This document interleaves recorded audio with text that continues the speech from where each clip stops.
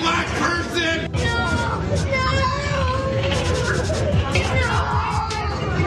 Love every single one of you. But this is what they do to us. But this is what they do to us. But this is what they do to us. You treat me like a black person. Love every single one of you. They kick me off the plane. They call me Darren. And they wanna ruin my life. Ruin my life. They wanna ruin my life. You treat me like a black person. Love every single one of you. But this is what they do to us. But this is what they do to us. But this is what they do to us. They want to make you drink Starbucks every day from now until forever.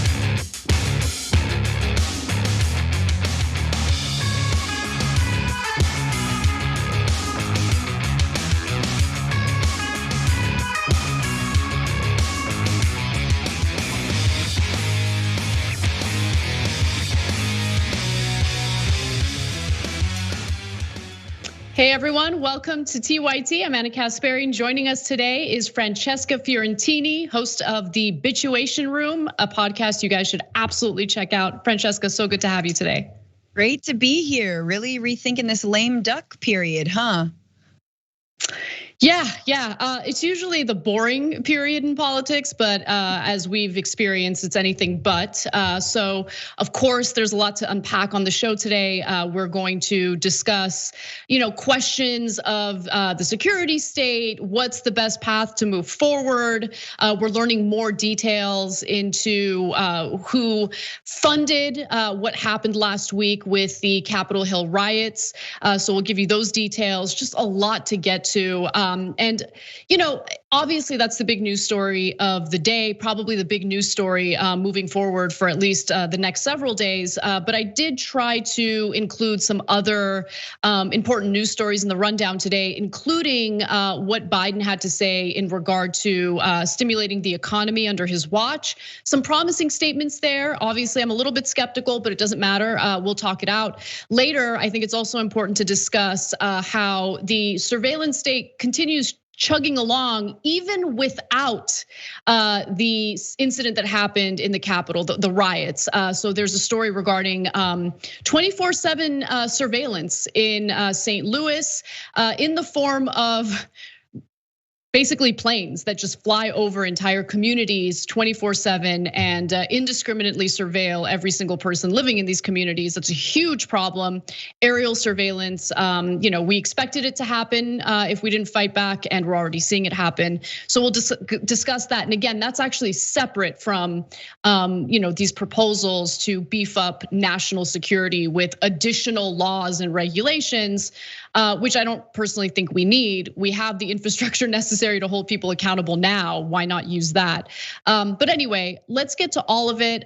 Remember, you can always send us some comments if you're one of our members. You can become a member by going to tyt.com/join. Members help to keep this show sustainable. We wouldn't be able to do what we do without them. So special thanks to our members, special thanks to our Twitch community. Looking forward to reading your comments during our social break. But for now, let's move on and talk about austerity. Well, President-elect Joe Biden, who's known for his willingness to engage in austerity politics, is suddenly willing to set aside concerns about deficit spending in order to help improve the ailing economy. In fact, he issued some of these statements recently. Let's hear a little bit of what he had to say.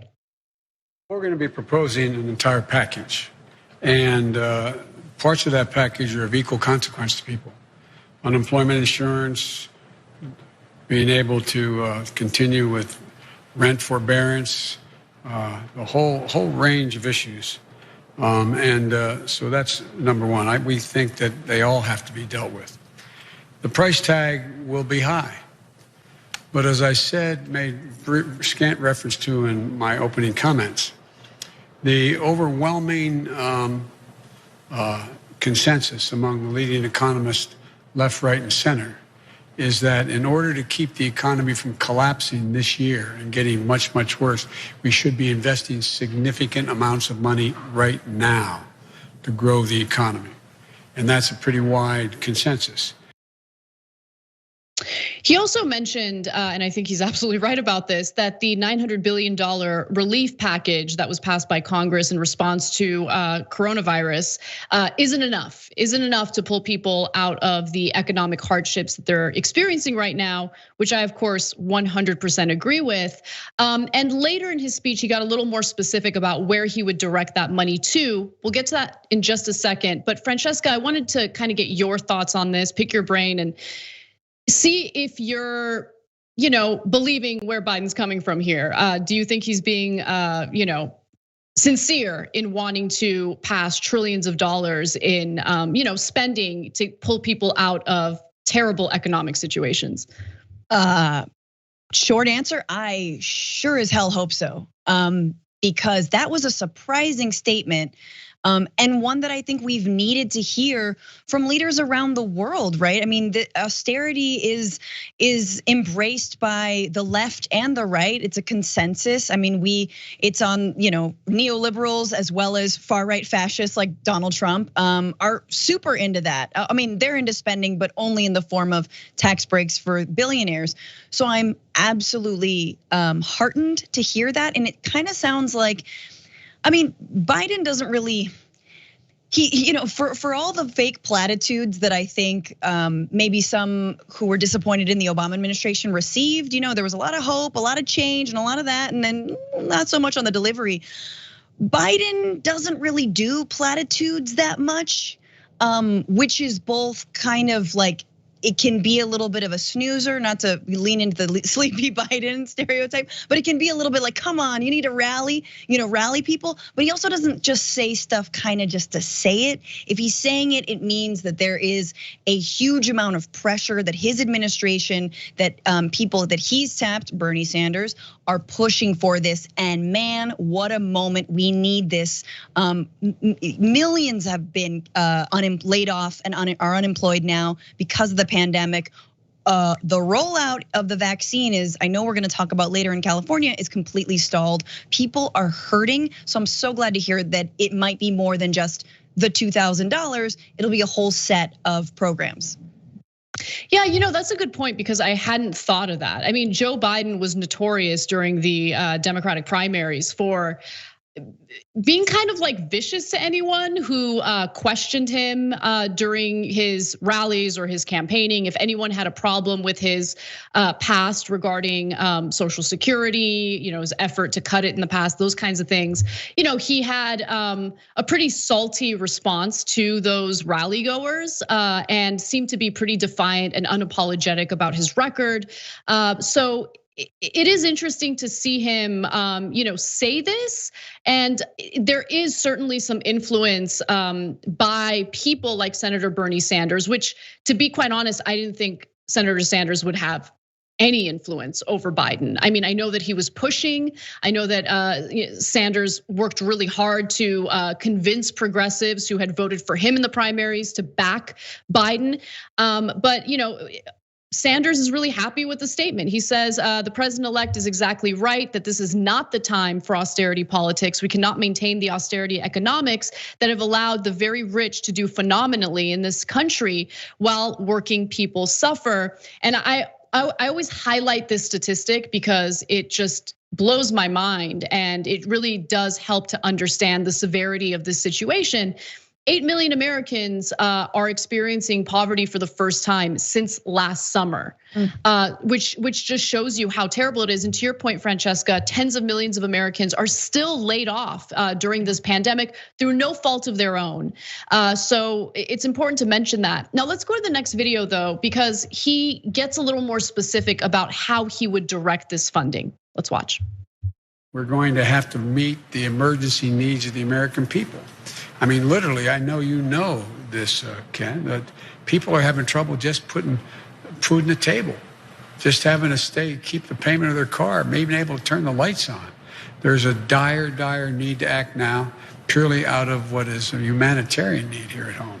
And thirdly, we're going to, in the third stage of this, the whole story is we're going to have to invest, as I suggested throughout the campaign, in infrastructure, in healthcare, and a whole range of things that are going to generate good paying jobs that will allow us to grow the economy.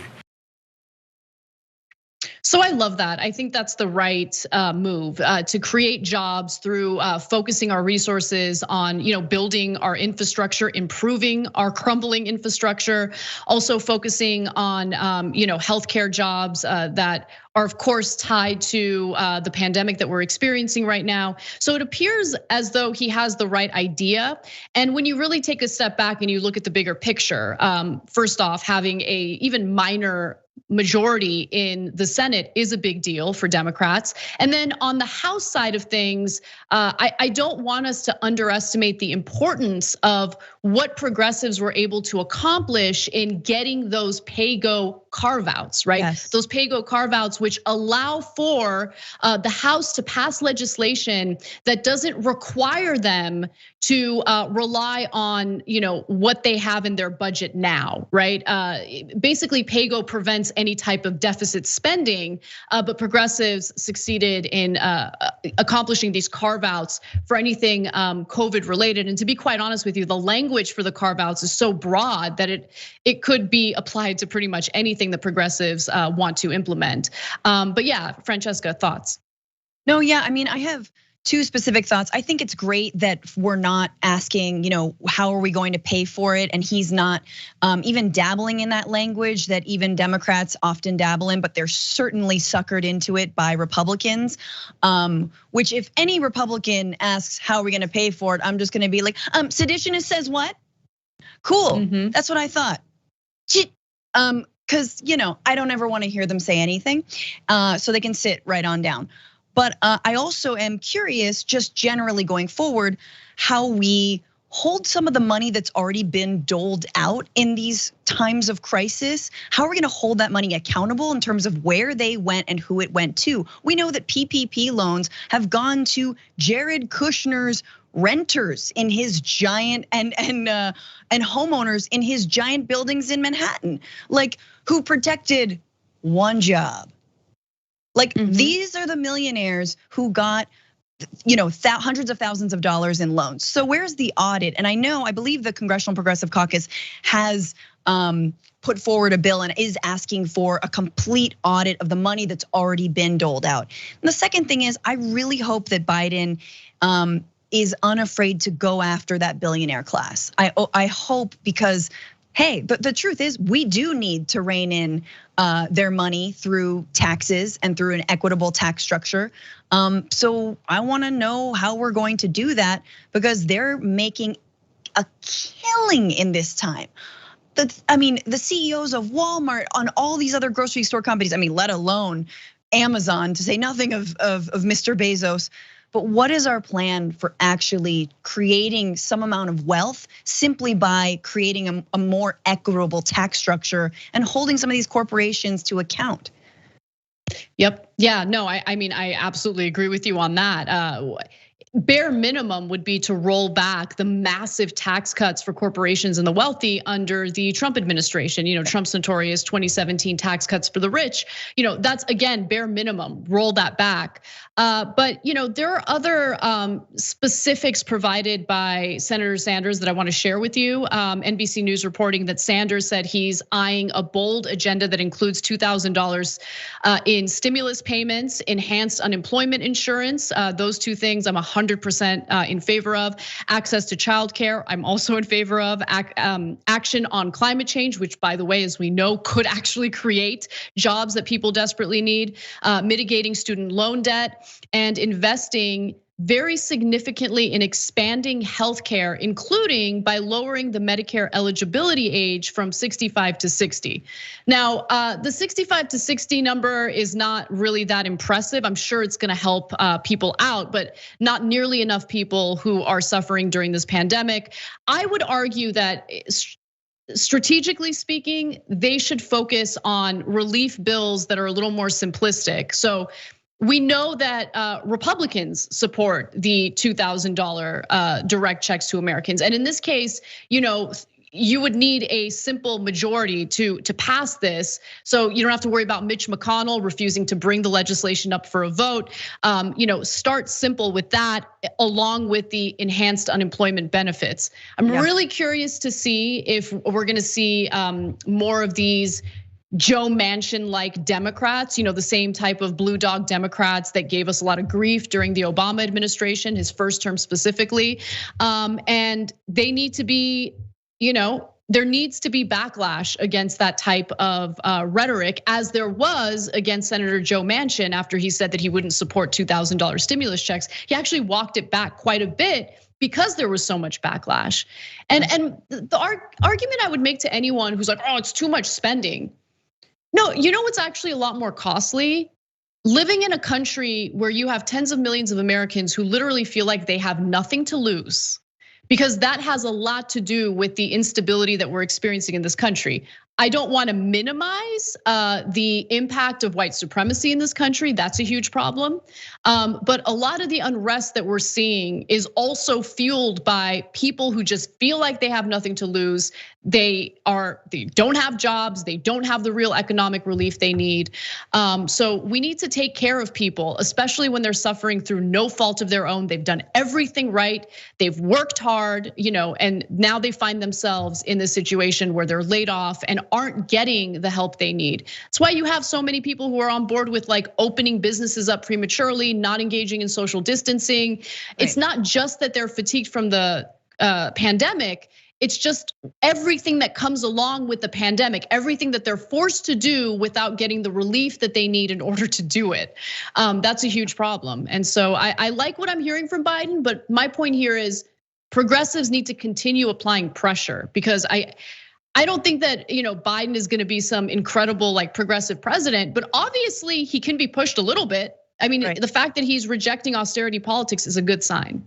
Absolutely. And to be fair, the 60 to 65 or 65 to 60 lowering the eligibility of Medicare, that was part of Bernie Sanders' first year of enacting Medicare for all. He didn't talk about it too much, but it was a gradual rollout. So making progress. It can be a first step to Medicare for all.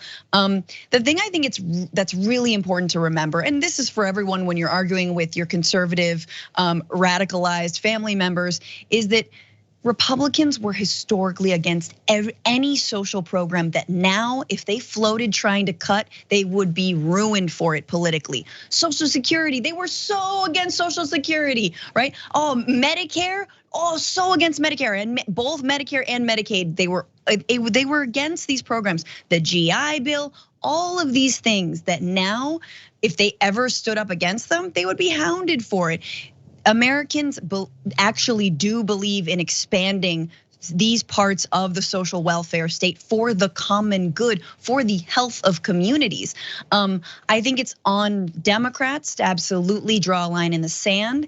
And like you were saying about Joe Manchin, make him the outlier. Don't cave to that centrism, right? Be bold. Don't do the taking away the single payer option of Obamacare like they did in 2009. Don't do that. Stick to your guns, right? And stick to these bold ideas. You will be vindicated in the long run, and the health of the nation will show for it. Absolutely. Well, let's switch gears now and talk about what we've learned over the weekend regarding the riots that took place in Capitol Hill. We're learning more details into who engaged in this behavior, including members of the military. So let's get right to it. The Army is investigating a psychological operations officer, member of the military, who led a group of North Carolinians to the Trump rally that, of course, devolved into a deadly riot in the Capitol building. So this is a PSYOPs officer within the Army. Her name is Captain Emily Rainey. So she's still in active duty. She's gotten in trouble in the past, by the way, for ripping caution tape off of a playground during COVID. Because she doesn't believe in some of the safety measures that are taking place during this pandemic. But she remains defiant in her involvement in organizing this group of people to go to this Trump rally. I want to be clear that she's being investigated. We don't know if she was one of the people who actually went into the Capitol building after it was broken into. But here's what we know so far. She has spoken to the press and she says that she has not done anything wrong and she doesn't seem to have any regrets. She says, I was a private citizen and doing everything right and within my rights. And if you're in the military and you want to be part of a political protest, you can do it as long as you don't go dressed in military gear, as long as you don't present yourself as someone from the military.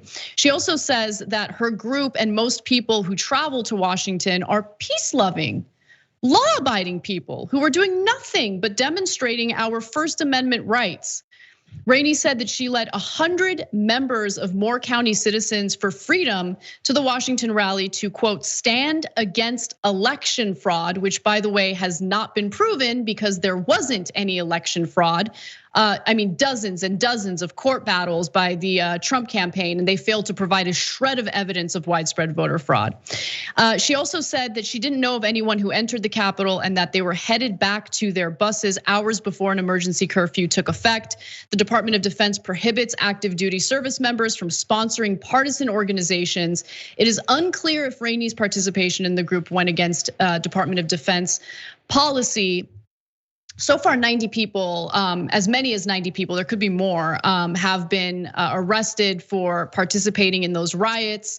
But what's really worrying to me is there were members of the military who breached the Capitol. We know that because Capitol Police spoke to Politico and mentioned that it wasn't just members of the military. I'm not just talking about veterans. There were veterans there, but I'm talking about active duty members of the military who were there, along with off-duty police officers who were also there.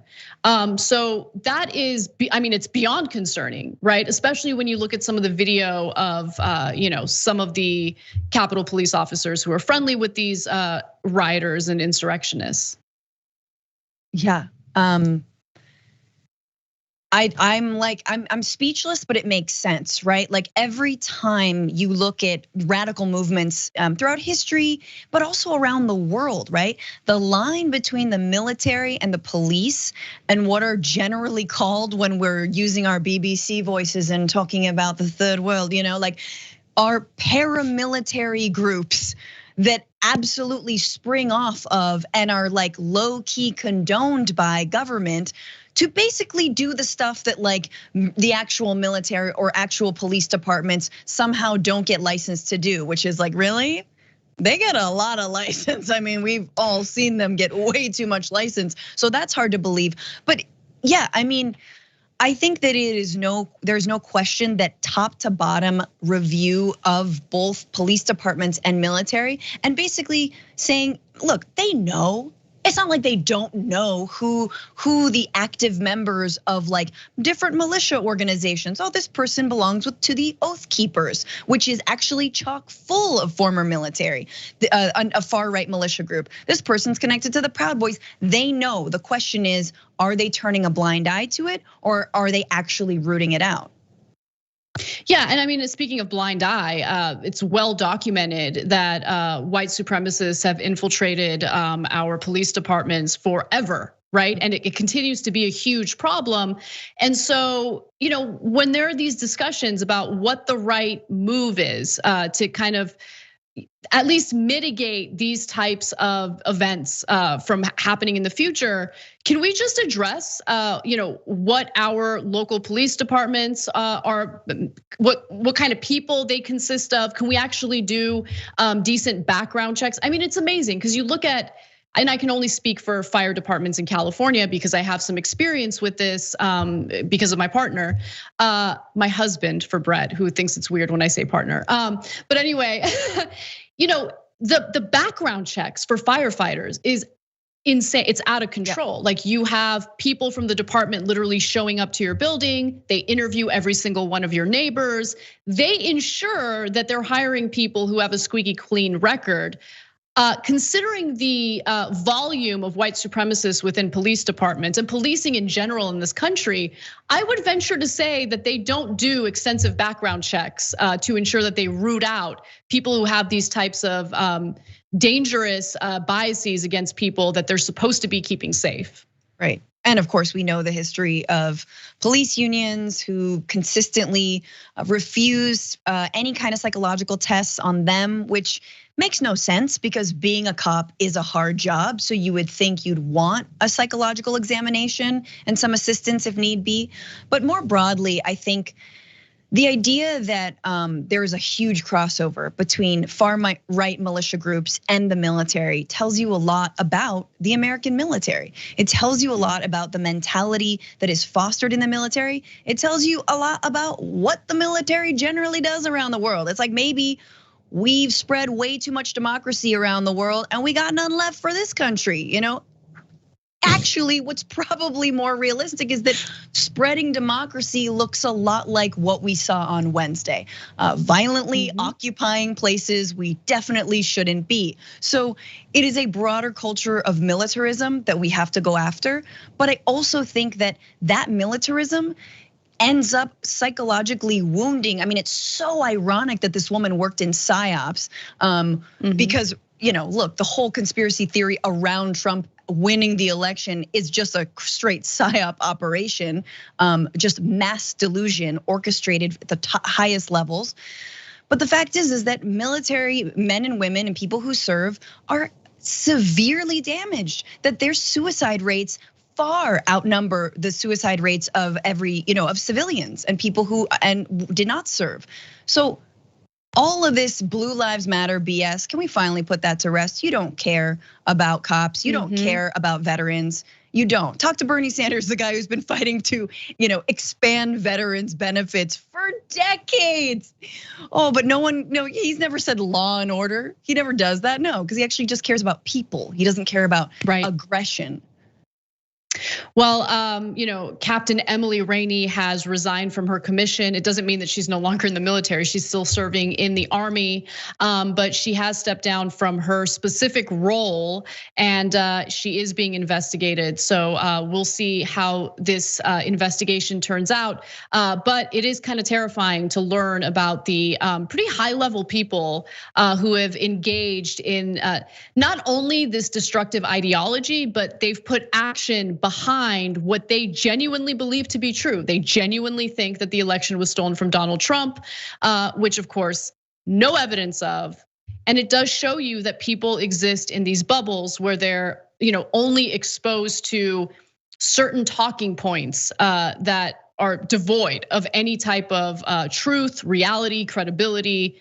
But it doesn't matter if all you're hearing over and over again is OAN, pundits, and I'm being very generous and even calling them that, and Fox News people. Well, unfortunately, a lot of these people get persuaded that Donald Trump was the one who was wronged here, even though we had a democratic process and there hasn't been any evidence of widespread voter fraud.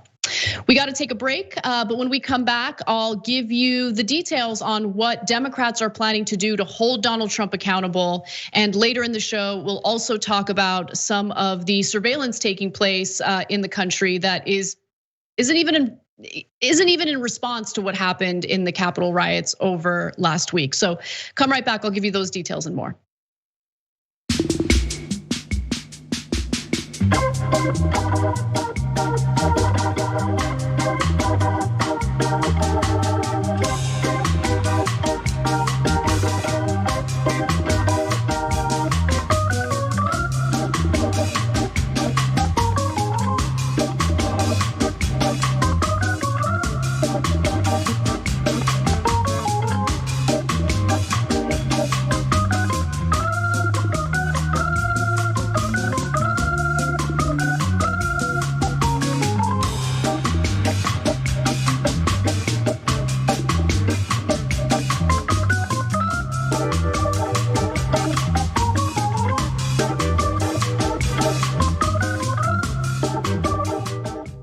Hey everyone, welcome to our social break. A few mentions about our partners and then I'll read some comments. So as you know, we've partnered up with Aspiration, which is a fantastic financial institution to keep your money, especially if you're worried about banks investing in fossil fuel companies. Aspiration doesn't do that. In fact, a lot of perks if you decide to go with Aspiration. Deposits won't fund fossil fuel, exploration and production, as I mentioned, 55,000 free in-network ATMs, 3 to 5% cash back on conscious coalition purchases. These are companies that actually care about climate change and are doing their part to help mitigate carbon emissions and personal impact scores. So you can keep an eye on whether or not your spending is helping to protect the environment. Go to aspiration.com/TYT. Also, now more than ever, you should be protecting your online activity, and you can do so through PureVPN. Learn more about PureVPN by going to TYT.com/PureVPN. That's where you can also find some pretty fat discounts that you get just for being a TYT viewer. All right, so I'll read some member comments and we'll move on. Greg writes in and says, is it a double fantastic Monday? Thank God. People love you, Francesca. That progressive Biden says, I'd love to see some universal income during this pandemic. It's so hard to make ends meet right now. Yeah, I mean, a one-time $2,000 check, cool, but let's make it a recurring thing until people are able to get back to work safely during this pandemic. Cenk, who am I? Charlie Kirk? Jank flexing tricep says the employment numbers from December showing a $140,000 decrease. I'm sorry, 140,000 decrease, meaning the number of jobs. The first drop in job growth since the spring. All of the job losses in the employment numbers were women. Yeah, it's a really good point. Also, let's go to Kate Nix, who says, okay, Biden's saying the right things and wants to do the right things to help American working people, but what is he gonna do about Joe Manchin, who says he will not vote for the $2,000 monthly stipend? Well, remember, the $2,000 monthly stipend is popular among West Virginians. And there was so much backlash toward Joe Manchin after he said that he backpedaled a little bit. So I think that applying pressure is important. I think organizing effectively is important.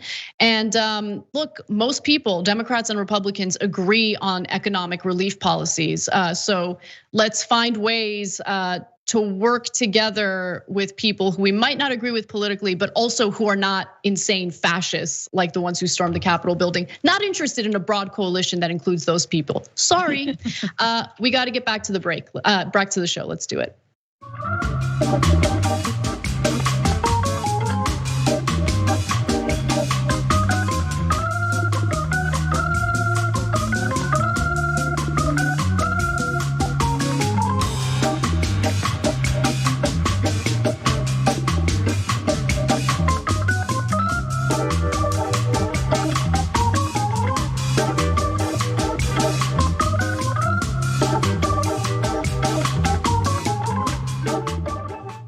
Hey everyone, welcome back to TYT. Anna Kasparian and Francesca Fiorentini with you. Let's talk about impeachment because Donald Trump might be the first US president ever to get impeached not once, but twice. So the House is expected to vote on articles of impeachment against Donald Trump this week, and a floor vote can actually happen as early as Wednesday. Now, of course, this is in response to the Capitol rioters and the fact that Donald Trump certainly persuaded them to fight like hell and take action to throw out the results of a democratic process, which of course elected Joe Biden as president and refused to reelect someone like Donald Trump. Now, Pelosi told House Democrats that the House would proceed in bringing an impeachment resolution to the floor this week unless Vice President Mike Pence moves to invoke the 25th Amendment with a majority of the cabinet to remove Trump from power. That is not going to happen. Let me just say already, there are calls by Republican lawmakers to avoid that effort, the 25th Amendment specifically. So really, what I'm seeing as something that could come to fruition, that has some chance of succeeding, is this impeachment effort. But it's a little okay. So let me explain how this would work, because I think people are under the assumption that this would happen immediately and then Trump is out with, just a little over a week left in his term. They can get this done. The Senate would, hold the trial after the House approves the impeachment resolution, but that is not going to happen. Mitch McConnell is not going to bring Republican lawmakers back from recess in order to hear this trial. And what he's doing is essentially putting the ball in Senator Chuck Schumer's court, who of course will be the Senate Majority Leader as soon as this lame duck session is over. Now, that's a little strange, right? Especially considering the fact that some of the reasoning that we've heard from lawmakers is that, well, Trump is a threat to this country. He's unruly, he's unstable, he might do something incredibly dangerous, even with a little more than a week left in his term. However, the whole point behind this is to ensure that he cannot run for president again in the future, something that's been reported on regarding 2024. With that said, let's hear a little bit from Representative Alexandria Ocasio-Cortez regarding the importance of holding Trump and Republican lawmakers who spread his message accountable for their actions. Well, I absolutely believe that impeachment should be scheduled for several reasons. One, of course, our main priority is to ensure the removal of Donald Trump as president of the United States. Every minute and every hour that he is in office represents a clear and present danger, not just to the United States Congress, but frankly to the country. But in addition to removal, we're also talking about complete barring of the president, or rather of Donald Trump, from running for office ever again. The process of healing is separate and in fact requires accountability. And so if we allow insurrection against the United States with impunity, with no accountability, we are inviting it to happen again. If a foreign head of state, if another head of state came in and ordered an attack on the United States Congress, would we say that that should not be prosecuted? Would we say that there should be absolutely no response to that? No. So I also want to give you the details on what the resolution says specifically. So the impeachment resolution argues that in all this, President Trump gravely endangered the security of the United States and its institutions of government. He threatened the integrity of the democratic system, interfered with the peaceful transition of power, and imperiled a co-equal branch of government. He thereby betrayed his trust as president to the manifest injury of the people of the United States. So Francesca, considering the fact that Mitch McConnell is unwilling to bring the Senate back from recess, and they're not supposed to be back in session or reconvene until January 19th, what are your thoughts about the efforts by House Democrats to hold him accountable through impeachment? I mean, I'm all for it. I'm like, yeah, just please stop the nightmare. The whole time, this entire year, this entire presidency, I've just been thinking about that viral video where the food cart on the tarmac is just going nuts, and like just spinning out of control. If you haven't seen this, it's amazing. And then some dude just like jumps in another vehicle and slams it from the side, and it finally just stops. And that's exactly what we have to do to the Trump administration. Stop it at all costs. And impeachment, I think, is definitely one way to do that. I think that there's 9 days left. I absolutely think he could start another war, or maybe his first, his first full blown. I know he's been drone striking, but so. I think it is a danger to have him still in office. We know that there are also other events or other like protests / riots planned around the country. And so, yeah, the longer he's in office, the more of a danger it is. I am unsure, and I think this is up for debate as to whether or not it seems like he can still be impeached even if he's not serving in office, because that would Right, prohibit him from being able to run again. And look, I said it this morning on the damage report, and I'll say it again. I think that it absolutely benefits Republicans as well. You see, Ted Cruz just gunning for his shot. He's never gonna get his shot. Let's just, spoiler, Ted Cruz fails. But it behooves someone like Ted Cruz to get Donald Trump out of the way so he can get all those MAGA supporters, right? He's deluded enough into thinking that he can, captivate the MAGA base. He can't. They only obey one person, which is Donald Trump, and not even him really. If he actually so-called stops fighting, they'll turn on him because it's a mob rule. But all to say that I feel like this might be one of those things that where bipartisanship might be good to just cut out this cancer that is Donald Trump. Yeah, I mean, and there, I agree with AOC in that there need to be consequences, because as we've experienced throughout the years, the Republican Party has gotten more and more extreme in what they're willing to do in order to win, in order to advance their own political careers, even if it means jeopardizing people's safety, people's lives, our democratic process. They don't care. I mean, what we saw from House Republicans, but also from Josh Hawley, a senator, was this willingness to still engage in this deception regarding voter fraud, even after the Capitol Hill riots happened, even after people were severely injured, even after it was reported that someone had died, a woman had died who was part of the Capitol Hill riots. He was still willing to engage in that. And so for me, I mean, and I know you agree with this, Francesca. I know because you've said it in the past, not because I'm forcing you to agree with me. It just sounded very forceful, like I know you agree with me.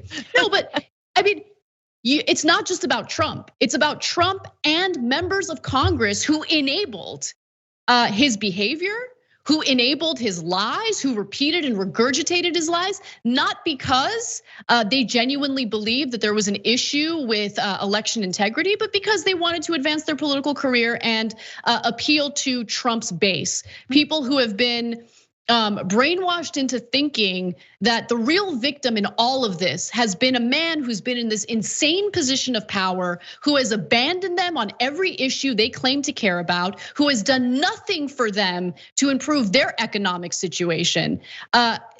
They're convinced that like the real victim is Donald Trump, and they need to do whatever is possible to throw out the results of our democratic process in order to ensure that he has another 4 years in office.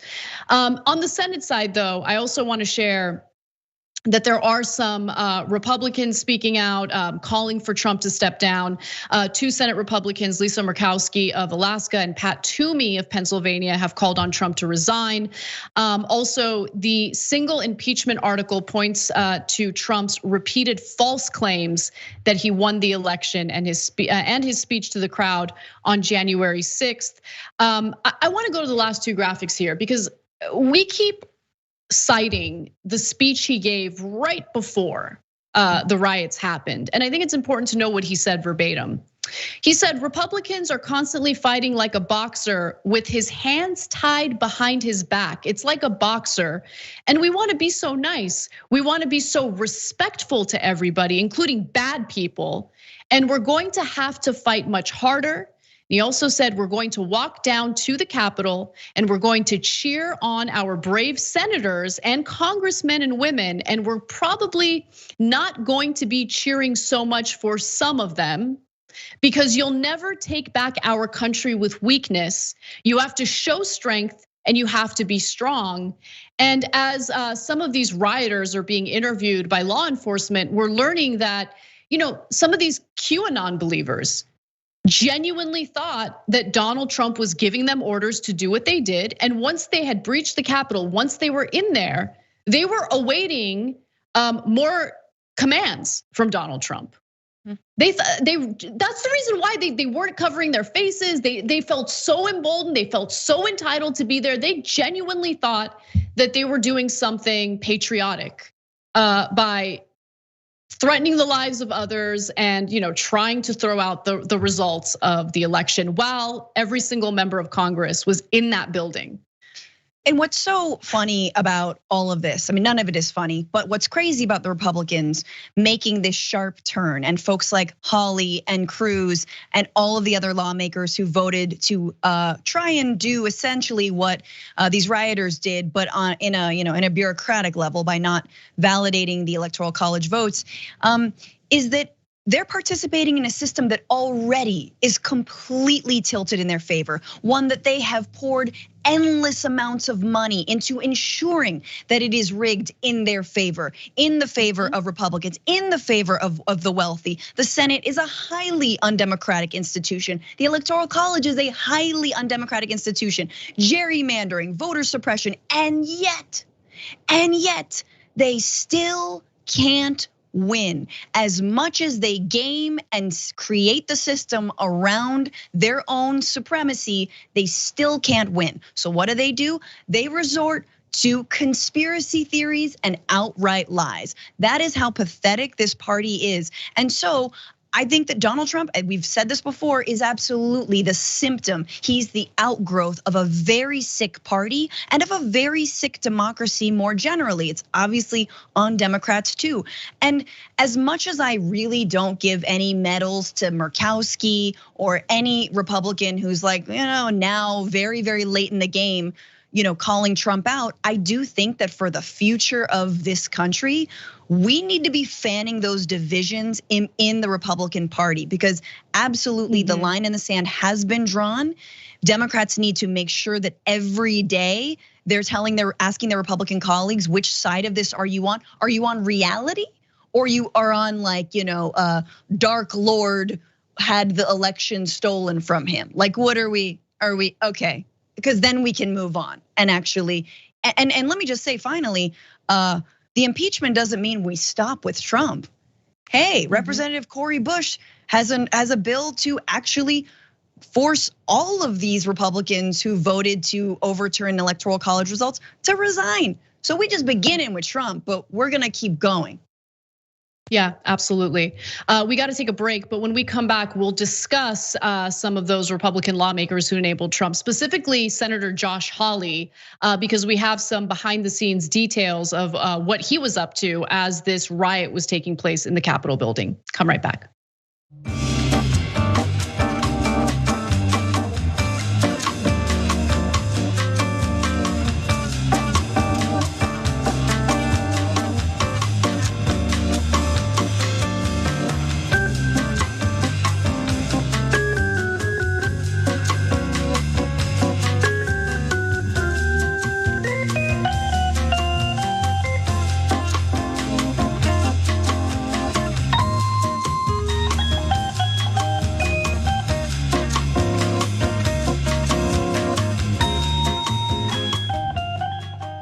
Hey everyone, let's do some rapid fire super chats. Starting with Nina, who wrote in and said, "You people are awesome. As a trans woman and witness to this, it scares the hell out of me."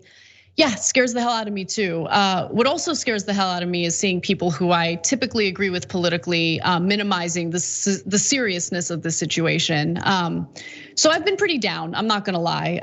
And I don't know, I'll find a way to get over that, I guess. The Bernie bro writes in and says, to those that think we should just do anything, we should not do anything. Since he only has a few days left, at what point do you draw the line? When he has a month left, 2 months, 6 months? Treason is treason, even if it's at an inconvenient time. I agree with you. Look, the point here is you need to hold the people at the center of this accountable for their actions. Like an inconvenient timeline to me means nothing, right? Are we just gonna allow this to happen, to take place? There are failed coups all the time that then lead to successful coups. So they're gonna be emboldened by this if there are no consequences to it. As we've seen historically, especially among Republican lawmakers, when they don't suffer the consequences for their actions, they get even more ballsy with what they're willing to do. And you think this is over? 75 million people voted for Donald Trump. This ain't over. Imitation Asian writes in and says, turns out it was a police chief, David Ellis from Troy, that attended this insurrection. There have been demands for his firing. Thank you for that detail. I actually hadn't read that, so I'm definitely gonna read that story and I'll report back to you guys and give you more details on it.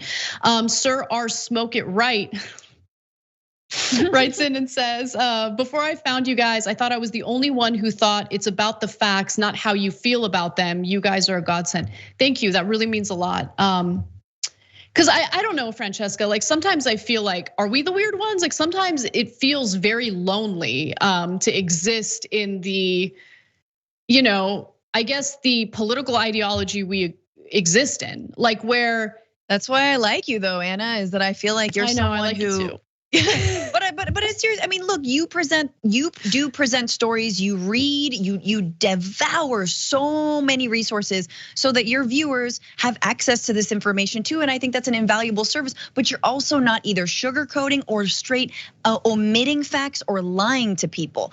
And we know so many folks from both the right and the left who do that daily. And they do that because it gets them followers, and it's so irresponsible.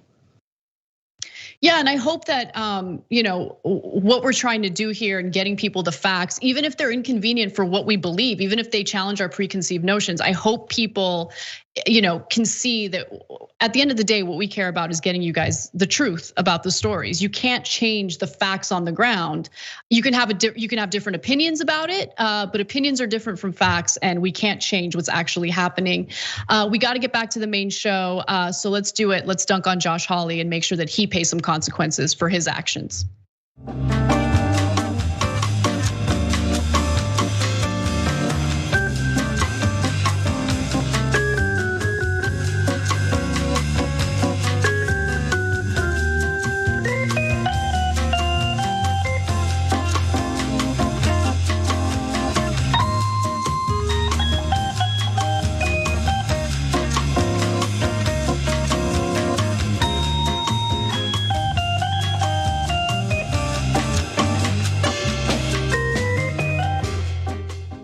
Hey everyone, welcome back to TYT. Anna Kasparian and Francesca Fiorentini with you.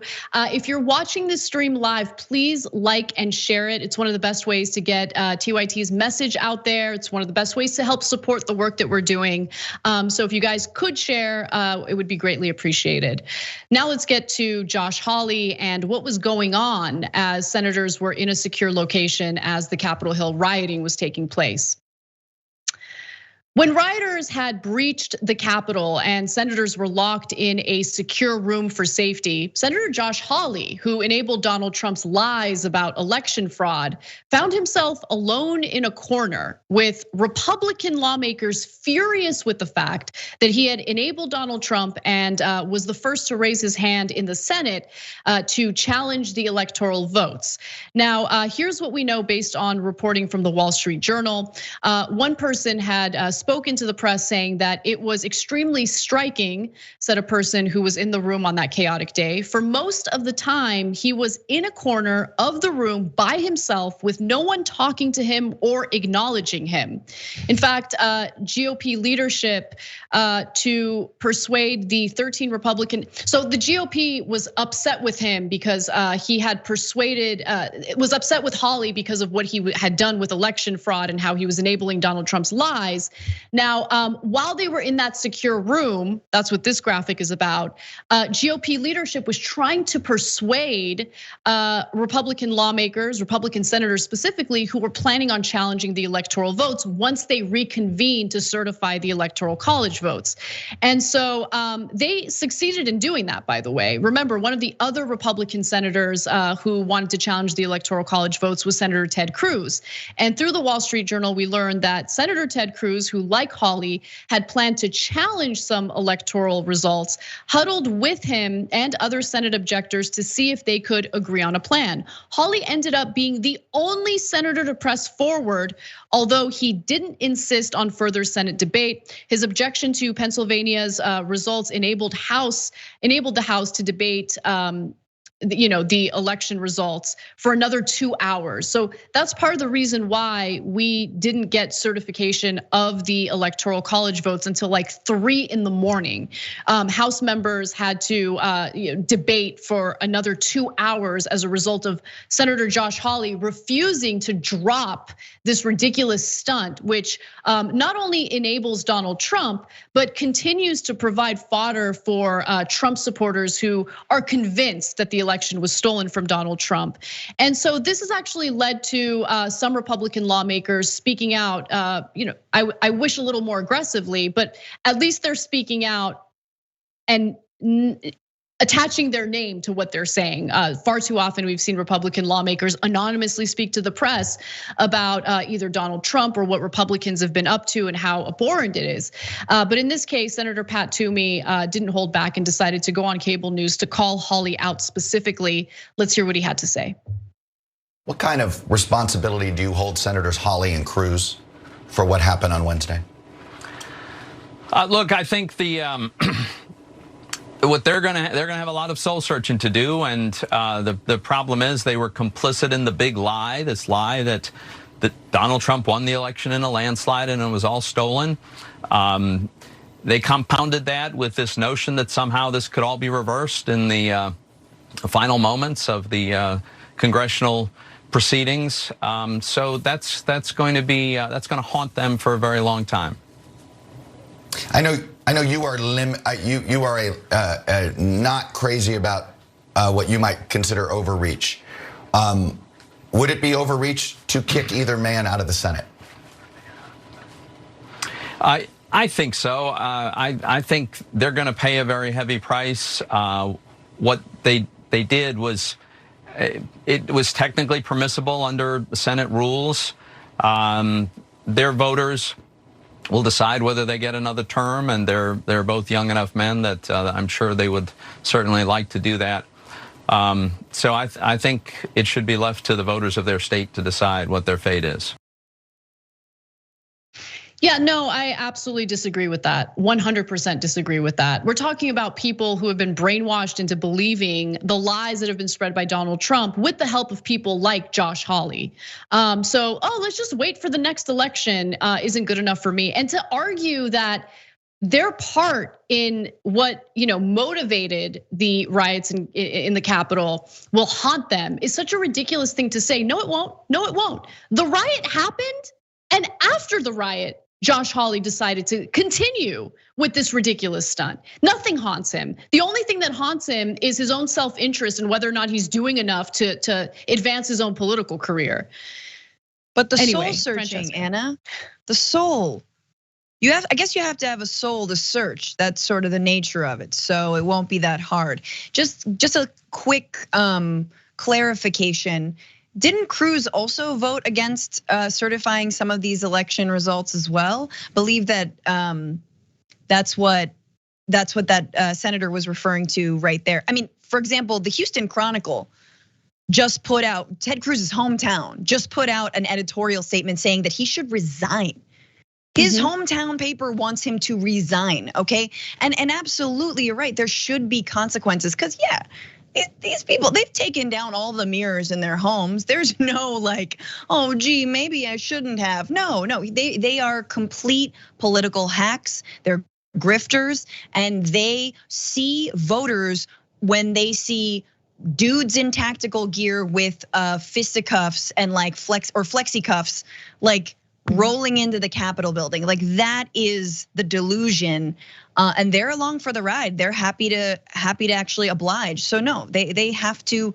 I don't care if there are millions of people who believe it was stolen. I know the polls are there. I know that this is a mass right-wing movement. I think no one can downplay that. I know that 75 million people voted for Donald Trump.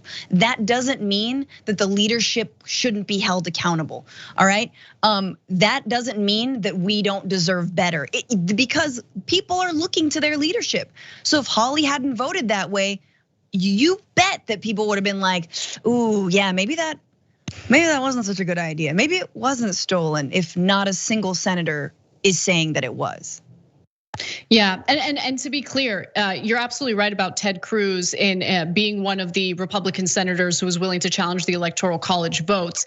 Based on what the Wall Street Journal is reporting, after the riots took place and as these Republican lawmakers were in a secure location, Ted Cruz changed his tone because he was persuaded by Republican leadership to do so. But Josh Hawley decided to go forward anyway.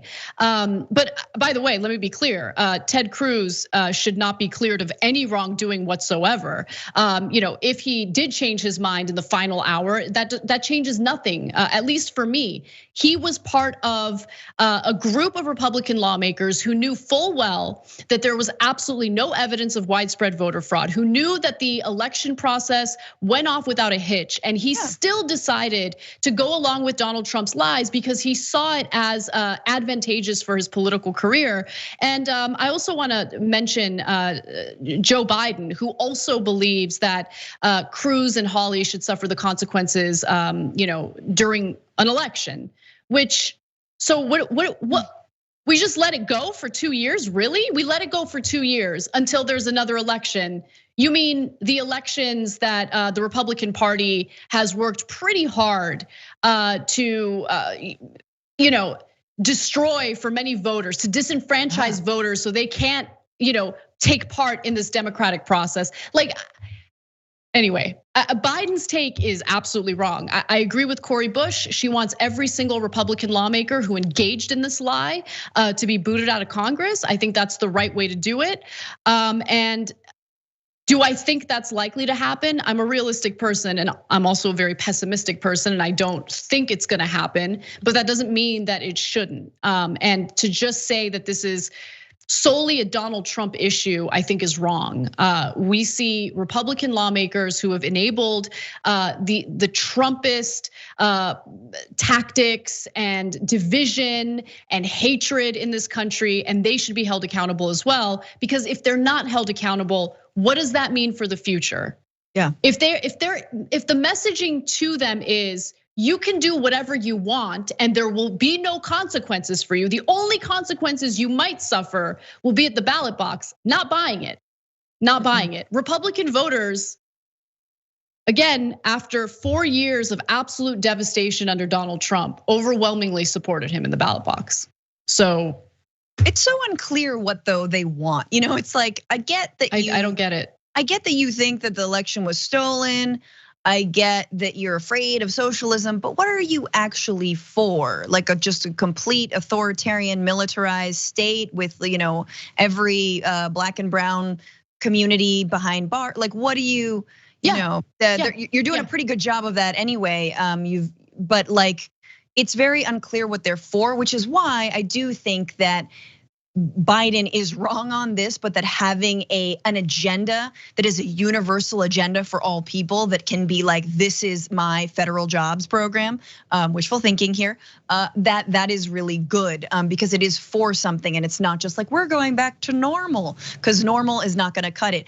I don't know when the moment to say this is, but I'm just gonna say it now, that I think that the Republican Party also needs to be investigated on a funding level, on the amount. Just the dark money that funded what we saw last week at the Capitol. Okay, Absolutely. how about we take some actual steps in changing the system so that this kind of behavior is a little more difficult to pull off in the future. Yeah, so keep going. I'm sorry. No.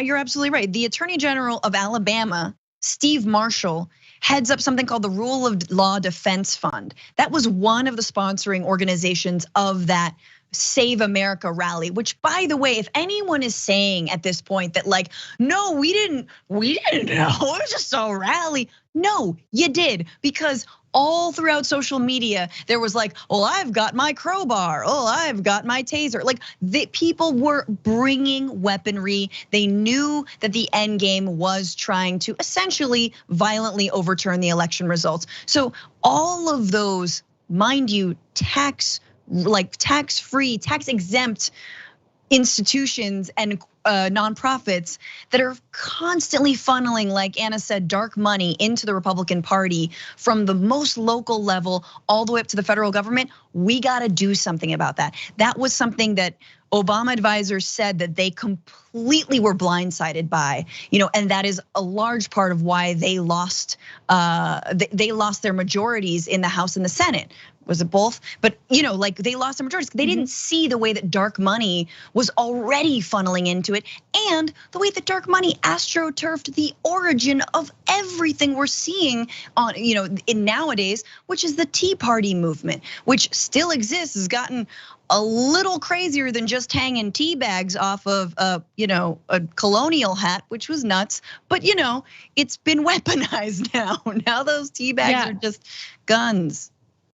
No, you're absolutely right about that. In fact, one of the organizations that helped organize this is the Women for America First organization, which, by the way, is chaired by a former head of the Tea Party movement.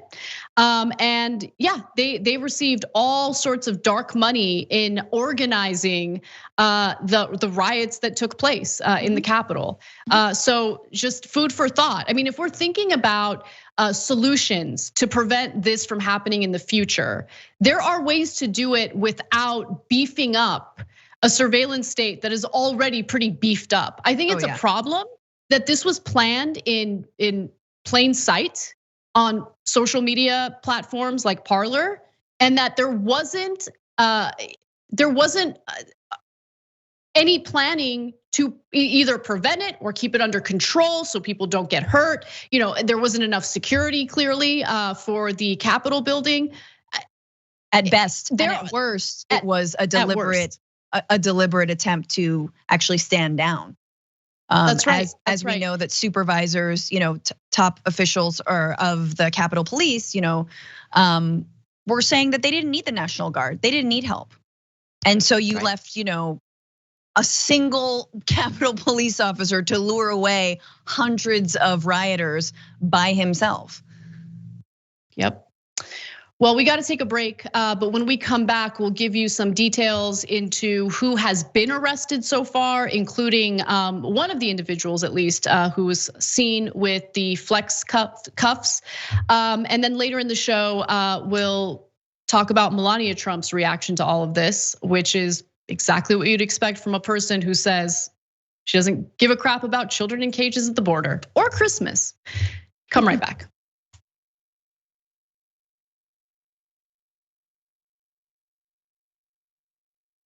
Came in late to watch TYT Old School, and I hear Cenk Uygur talking about napkins. Is this the kind of nonsense Anna Kasparian was talking about? Gotta love membership privileges. Gotta love them. Please have Dave on every 4 episodes or so. Watching Ben Mankiewicz and Cenk Uygur on Old School talking is exactly like watching Seinfeld and George. I'm not sure if that's a compliment. Who's on Old School today? Is there one? At Dave Kohler. I hope it's not Brett Ehrlich. This episode of Old School has killed me. Who knew a conversation about good and bad underwear could be so hilarious and relatable? Couple things about this video. Dave Kohler looks so badass. There's more than a 73% chance this Old School will be really funny. Cenk Uygur has been up since 4 a.m., so he's tired. Hence, everything will seem funnier to him. P.S. Remember, food talk, new words, and no or very little politics. Dave Kohler, enjoyed performance on Old School. Can we please hear about your time as a geologist? One geologist to another? I appreciate that all these people enjoy it because I know Cenk loves to do it, and he does it because he knows the fans love it too. This looks like a conspiracy. This looks like a scheme to defraud. The Bush administration put folks into the regulatory agencies who believed in destroying regulation. Memories of the Great Depression have faded. They stood on the floor of the Senate day after day attacking what they were trying to do. They just generated all this junk, took home huge bonuses, and then when it collapsed, they said, oh, not us. What they ginned up was pure extortion, putting a gun to the head of Congress. Time and again, they heard the devastation that was happening in low and moderate income communities caused by bankers, by lenders, and they chose to ignore it. I understood that the SEC was not merely a weakened version of what it was supposed to be. It was an agent of Wall Street. When no one's enforcing the law, the criminals take over. Many of you already know that the TYT Army has been officially organizing for the past year. They're making decisions on which candidates and elected officials to help and always coming up with ways to inform people about progressive policies. Now, we want to give a huge shout out to some special volunteers and highlight accomplishments of our TYT Army. In Michigan, State Leader Tara West and Captain Justine Robinson organized the team's first Beer and Politics. How fun does that sound? Look, they thought of this idea at one of their monthly meetups in order to help connect TYT supporters and grow their team's volunteers. Here's what Tara had to say. Our first Beer and Politics event in Grand Rapids was a success. We had 5 new people show up who are enthusiastic about TYT. They all found out about our event through our text bank and they liked the laid back nature of our get together. Looking forward to connecting with them next month and hopefully meeting a few more. Thank you, Tara and Justine, for leading the way in Michigan. To learn more about the TYT Army and how you can help from home or even start your own team, head to tyt.com/army. Check your spam folder for lost emails to stay up to date with our events.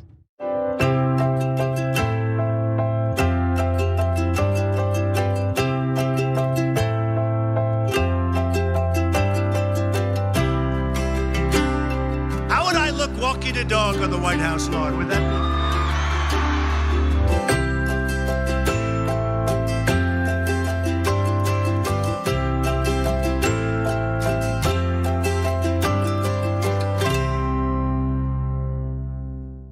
I'm Mike Shekels, and I'm the Director of Technical Operations, so if you're frantically tweeting at us that something's broken, thank you, because I'm fixing it. This here is Johnny Greenwald. I'm Manager of Post-Production Technology.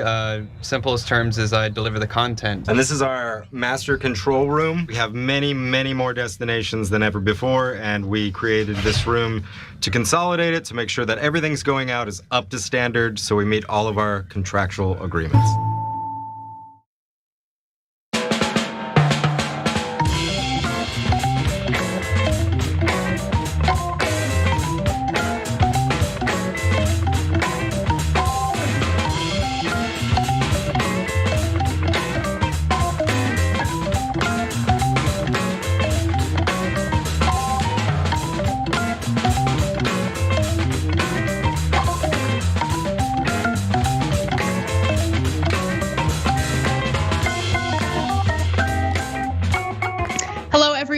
Welcome to the Young Turks with Anna Kasparian and Francesca Fiorentini, or welcome back to the Young Turks if you've been watching since our first hour.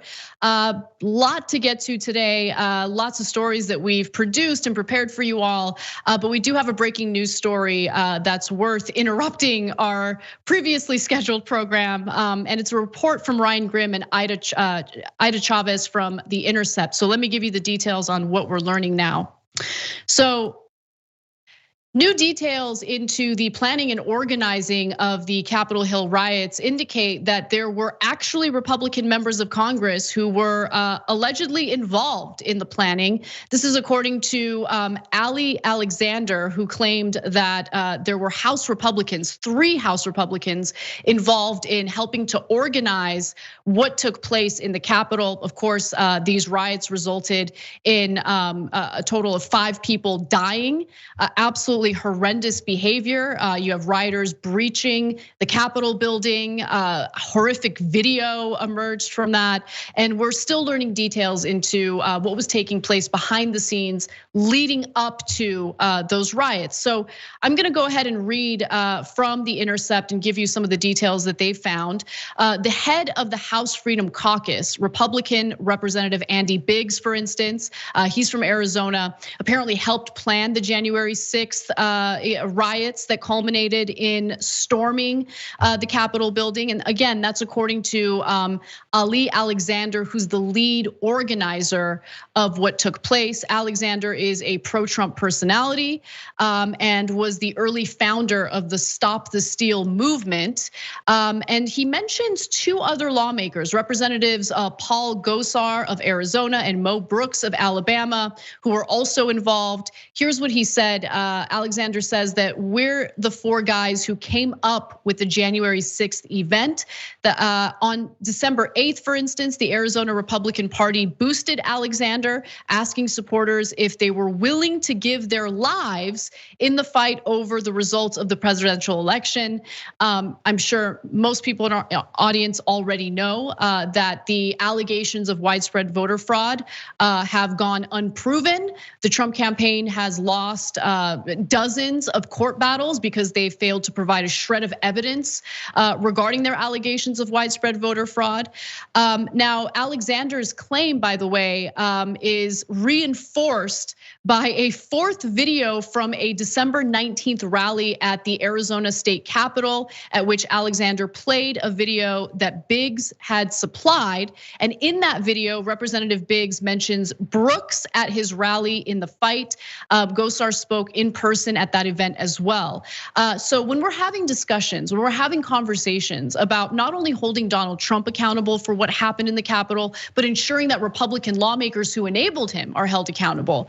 This is what we're talking about. These are people who, it goes beyond like, little hints. It goes beyond implying that people should engage in violence. We're talking about Republican lawmakers, elected officials who, according to this latest report by The Intercept, were front and center in helping to organize the violence that took place that day. And there should be an investigation in their involvement, and there should be consequences, because if there aren't any consequences, they will be further emboldened by that. And I think people are nuts if they think that the violence that broke out last week is the end of it. We have 75 million Americans in this country who voted for Donald Trump, many of whom genuinely believe that the election was stolen as a result of these people enabling Donald Trump's lies. And to just leave it alone and pretend as if this never happened is absolutely, it's an abdication of duty. It's just absolutely disgusting, and I don't agree with it at all. They need to be held accountable, and there should be a full investigation into Alexander's claims. Yeah, absolutely. The claims that he made on December 21st, this was like in a live stream apparently. And the best part about it is that this, once again, this administration produces just so many Klingon grifters and people trying to get some shine off the, MAGA gravy train of nut jobs.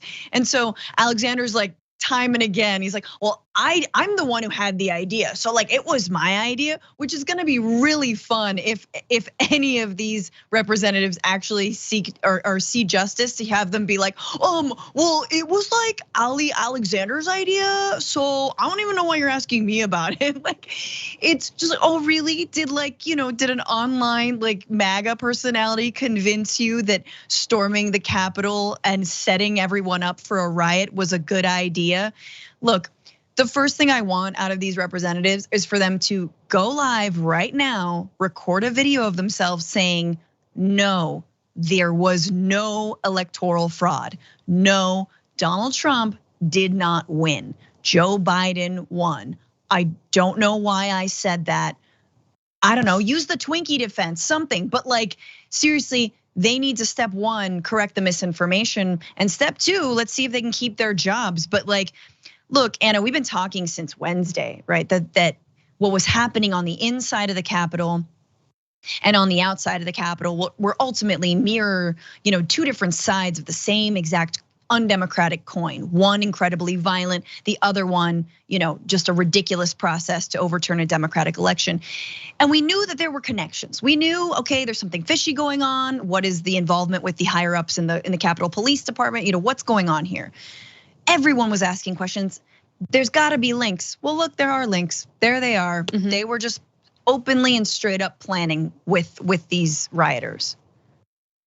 Now, what I also want to remind everyone about is that following the riots, following word of people literally dying as a result of the riots, Representative Mo Brooks felt the need to justify what took place. He tried to, put like a, argue that this wasn't something. This isn't being interpreted correctly, that there was a justification for what took place. And what we saw was lawlessness. What we saw was brutal treatment toward Capitol Police, who in some of the horrific videos that we saw following the riots were overwhelmed by this mob of people who refused to accept the reality of the presidential election. And so the question now is, first of all, I believe in justice, and so having one person accuse members of Congress of being involved in the actual organizing is one thing, but we do need a full investigation, and we need to make sure we know all the facts and what their true involvement has been. But if they are found guilty, if they are found actually helping to organize the violence that takes place, well, what options do we have? And so we've heard about impeachment or the 25th Amendment when it comes to Donald Trump. But the 14th Amendment Section 3 has been brought up in regard to these members of Congress. And let me read you what Section 3 of the 14th Amendment ratified, of course, after the Civil War reads, no person shall be a senator or representative in Congress or elector of the president and vice president or hold any office, civil or military, under the United States or under any state who, having previously taken an oath as a member of Congress or as an officer of the United States or as a member of any state legislature, or as, it's very thorough, or as an executive or judicial officer of any state to support the Constitution of the United States shall have engaged in insurrection or rebellion against the same or given aid or comfort to the enemies thereof. But Congress may by a vote of 2/3 of each house remove such disability. So there is an option to actually hold these lawmakers to account for their involvement. Again, there needs to be a full-blown investigation into their involvement, how they engaged in the organizing for the riots that took place. And if they are found guilty, if there's evidence that they actually did engage in organizing this, they absolutely should suffer the consequences. But let me be clear about one other thing.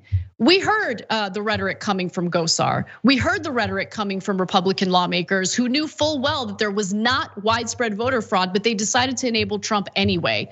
Those people should be considered, for Amendment 14, Section 3. They should be taken out of Congress because they don't actually have the best interests of the American people, of our democracy, of their own constituents in mind. The only thing they've cared about throughout this entire process is enabling Donald Trump for their own political careers. That those people are not fit to lead, they're not fit to represent the American people, and they have no business serving in Congress or any leadership role at all, period. Bye, Felicia. Yeah. Bye, 14th Amendment, bye. Oh, bye. Yeah. Oh, no, 14th Amendment, why don't you get recalled by your constituency? Bye. Like, this is the thing. It absolutely matters that we try and get these fools out. It matters. You gotta cut off the head of this snake and the people who, these wannabe snakes who think that they can step into the shoes, who think that after turning on Mike Pence, calling for him to be hanged, after turning on Lindsey Graham, two of the most Trumpian loyalists, that somehow, they're gonna be spared, that Mo Brooks and Holly and Paul Gosar, they're gonna be spared by the mob? No one is spared by the mob. You give more leeway to fascism And guess what? They're gonna chew you up and spit you out. Thank you for sicking them on America, you stupid idiots. So anyway, I am excited that this exists, and I just wanna lastly say that the fact that the 14th Amendment was put into place after the Civil War, hello people, let's just, let's put the pieces together. The fact that rioters were carrying Confederate flags through the halls of the Capitol building, put the pieces together here, you guys. There is a long and awful and ugly legacy of white supremacy. It's over. Pack it up, we're done. Let's take a break, and when we come back, I will share what we know so far about arrests. People who were involved in the riots, they didn't wear masks, and I'm not just talking about COVID. They didn't feel the need to cover up their identities. They felt emboldened and entitled to be there, and now they're suffering some consequences. So I'll give you those details and more when we come back.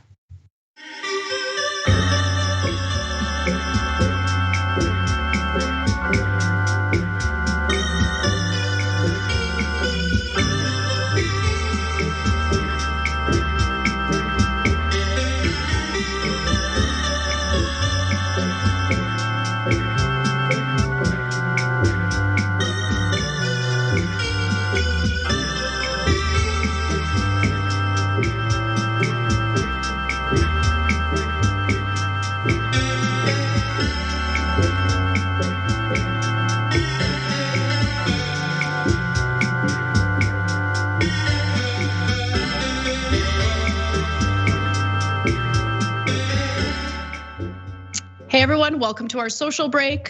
Just want to give a shout out to the mathematician who is under the assumption that we're ignoring him, which is, don't be foolish. We're not ignoring anybody. We have such a huge number of comments and it's difficult to get to everything, but we do our best. So just know that we love you all and thank you so much for supporting the show. So I'm gonna actually go through Twitch subs because that's the one thing I haven't gotten to at all during today's show. So let's get right to it. We Pro Gal, 2 months, tier 2, thank you so much. Dragon Squad, first class, gifted 4 subs, damn right, first class. Alucard TV, 3 months prime. Blaza, 7 months prime. Kane 717, new prime. Your mom's a bot, 4 months prime. Columbia Rican gifted a sub. John's Venn diagram of desire gifted 5 subs. Tylenol Jones, new sub, prime. AJ Duenes gifted 5 subs. Thank you so much. EK Greens also gifted 5 subs. Thank you to you as well. Crown Judah, 7 months, tier 1 with the comment, thank you for keeping me sane with your honest news coverage. Thank you for watching and supporting us. And for those of you who are like, what? You guys have a Twitch channel. You can find it at twitch.tv/TYT. And then few Twitch subscriber comments. Just here for the free drinks, gave 1,000 bits. Thank you. And Damit Kebab gave 1,000 bits. Thank you for your support. All right, now I'm gonna go to member comments since we have a little bit time left.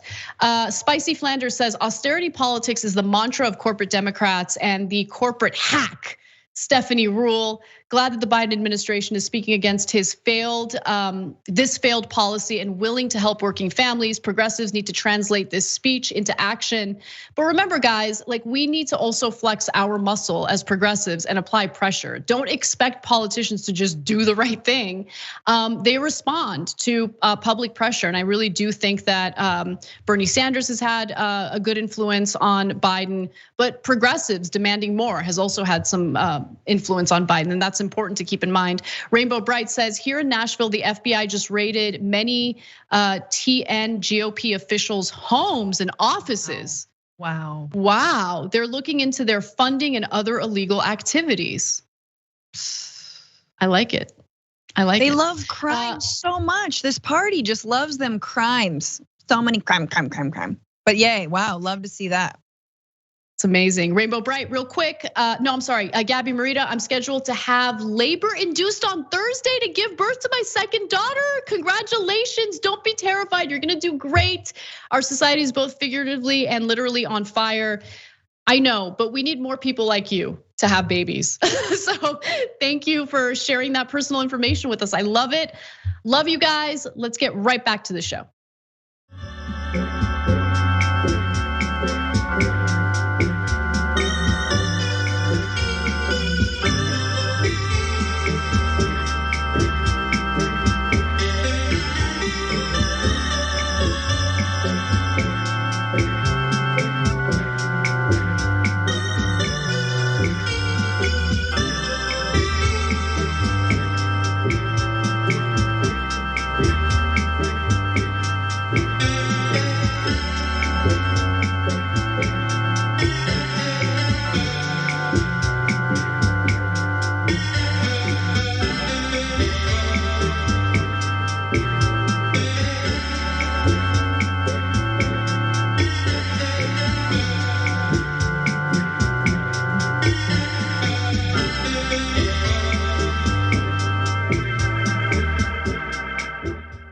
Hey everyone, welcome back to TYT. Anna and Francesca with you. Make sure you guys check out the Bitchuation Room. That's Francesca's podcast.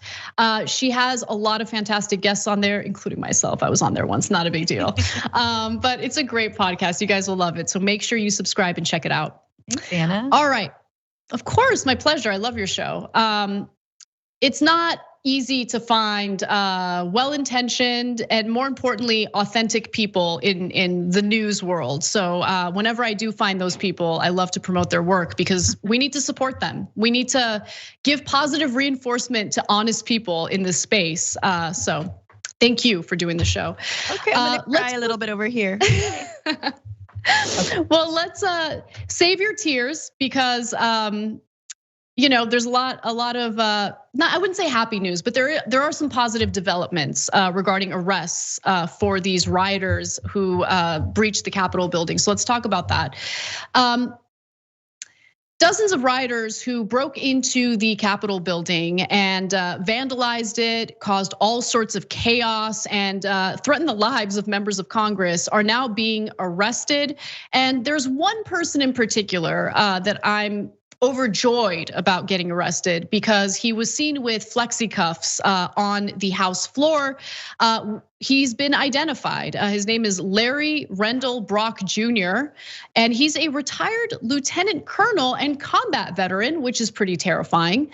Now, of course, if you have these flexi cuffs in your hand, obviously you intended to use them for something, particularly members of Congress who were trying to certify the Electoral College votes. He denies that, though. He denies that that's why he has them in his hand. Let me give you the details on what he did say, according to the New Yorker. He says that the president asked for his supporters to be there to attend, and I felt like it was important because of how much I love this country to actually be there. I mean, he loves the country so much that he is willing to help dismantle our democratic process to ensure that someone who was not democratically elected serves another 4 years, possibly indefinitely. Because Donald Trump apparently is his daddy, and he's willing to undo what this country stands for just to keep him in office. Now, he was asked why he was holding zip ties, and he claimed that he happened to find them on the House floor and he picked them up. He wasn't planning on using them. It's just such a joke. He tells the New Yorker this: I wish I had not picked those up. My thought process there was I would pick them up and give them to an officer when I see one. Now, there's a reason why I think he's a massive liar. Brock can also be seen on a video from ITV News exiting Speaker Nancy Pelosi's office suite with a group of insurrectionists known to have been inside. Brock denied this allegation in conversations with the New Yorker, saying he stopped 5 to 10 feet short of the offices when others entered. So he lied about that, and I would venture to guess that he also lied about why he had the flexi cuffs in his hands, which is terrifying, Francesca, when you think about what they intended to do when they were there. Yeah, I mean, this is something I've been thinking a lot about and sort of wondering if the tune would change from some of these Republicans had someone actually been taken hostage or even killed. I mean, 5 people were killed, including Capitol Police officers, but let's say a lawmaker were killed, right? What they consider important, at least Republicans. I don't think much would have changed. I think they would have found a way to excuse it again and still, oh, it's a tragedy, soul searching and all the things we've heard. But this guy, a former Army lieutenant, showing up in full tactical gear, looking like, just like oh gosh, now I'm gonna forget the movie. Like the American, oh man, what's the one with the puppets? The troopers, Ameritroopers. You know what I'm saying? The ones Team America World. Team America, dude. He looks like a Team America puppet. Thank you, Brett. And he's rolling in there, and now he's trying to feign innocence. No, you knew exactly what you were doing. You knew exactly what you were preparing for. And I feel like quick follow-up question. So did you also get a selfie on the lectern? And he's like, nah, man, I missed that. like these people are at once terrifying and so ridiculous that I understand.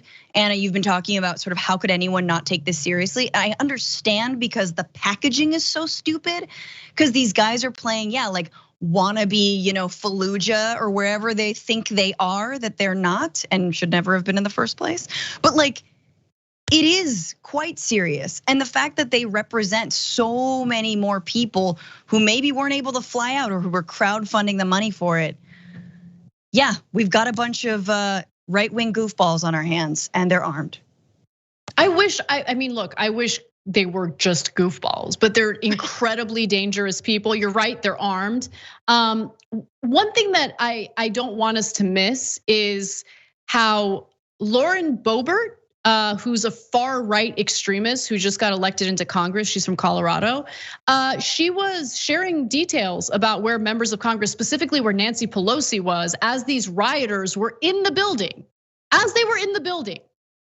So there needs to be a full-blown investigation into what she was intending to do there by live tweeting details about where these lawmakers were in order to secure them, to make sure that they're safe as this was going down. That is insane. First of all, that the idea that she was live tweeting where other Congress people were at, or was like, and then the other thing, there's one other detail I don't think we've mentioned. Look, Jim Clyburn has said that rioters found his unmarked office and that there was no way that they would have known where it was. Like, how do you know where it is? Because it had no plaque, it had no identification. So clearly they had a map or someone gave them. I mean, I don't even think there was a map of it, but like someone told them where Clyburn's office was.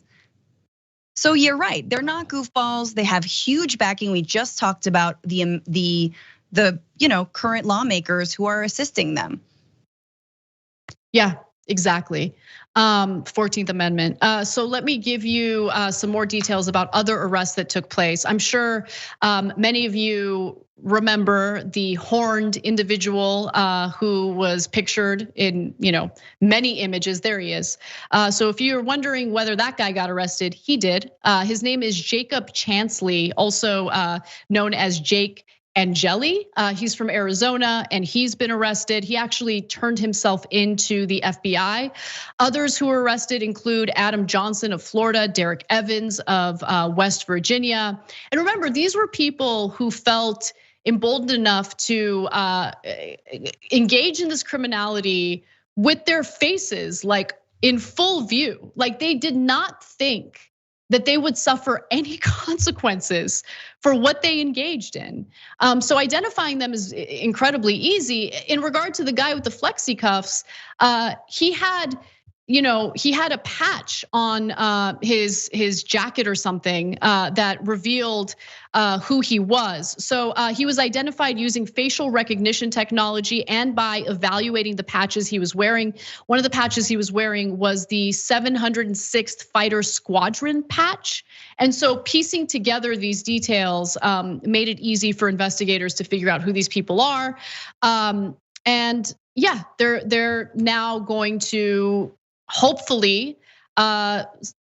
suffer the consequences for what they did. Like, it's important for people to be held accountable. It's important because if we have this system that seems to only brutalize certain people who want to speak truth to power when it comes to police brutality, when it comes to this two-tier justice system, when it comes to legitimate issues that we have in our broken system, like for them to suffer consequences and then to have these people just willy-nilly breach the Capitol building and not suffer consequences, that is an issue. That shows that there are some people who are untouchable in this country, that they can literally do whatever they want, including engage in a violent mob riot in the Capitol building that threatens the lives of Congress members. And if there are no consequences, they'll do it again and again and again, and it'll get worse every single time. And I'm not trying to fearmonger here. This is the truth. We've seen the Republican Party and Republican voters get more extreme in their tactics throughout the years. Yeah. And the reason why is because there'll be some finger wagging, and then aside from that, nothing. I mean, this is going to be interesting in the next few months to see what the fallout is from these everyday / not so everyday people. I know folks have already lost their jobs. Goodbye. But what about the police officers? What about the former police officers? What about what are the consequences there? Will there be misdemeanors or are these actually going to be federal felonies, right? This is not just trespassing. You can't just charge these people with trespassing, right? They had absolutely every intention to harm and would have harmed lawmakers if they found them or if the directive from their overlord had come in time. So once again, this is the same building where peaceful activists who were asking for their Medicaid to not be cut, in wheelchairs, living with disabilities, have been hauled out by all of their limbs. So the way that we treat protesters in this country, and I mean, there's part of me that's kind of salty. I'm like, wow, you just thought you could waltz in there. Oh, you did just waltz in there, and you didn't get arrested 4 hours. Wow, okay. It boggles the mind, but it, like everything else about this presidency, it flaunts what we've always known to be true, which is that white privilege and white supremacy and male privilege and male supremacy are incredibly real and are not going anywhere, and that there's a lack of accountability on all of it. I just got a news alert, by the way, saying that the US Fish and Wildlife Service is opening an investigation after a Florida manatee was found mutilated with Trump carved into its back. Yeah, lots of winners in this country. All right, we gotta take a break. Let's do that. We'll come back with more disastrous crap happening in this country.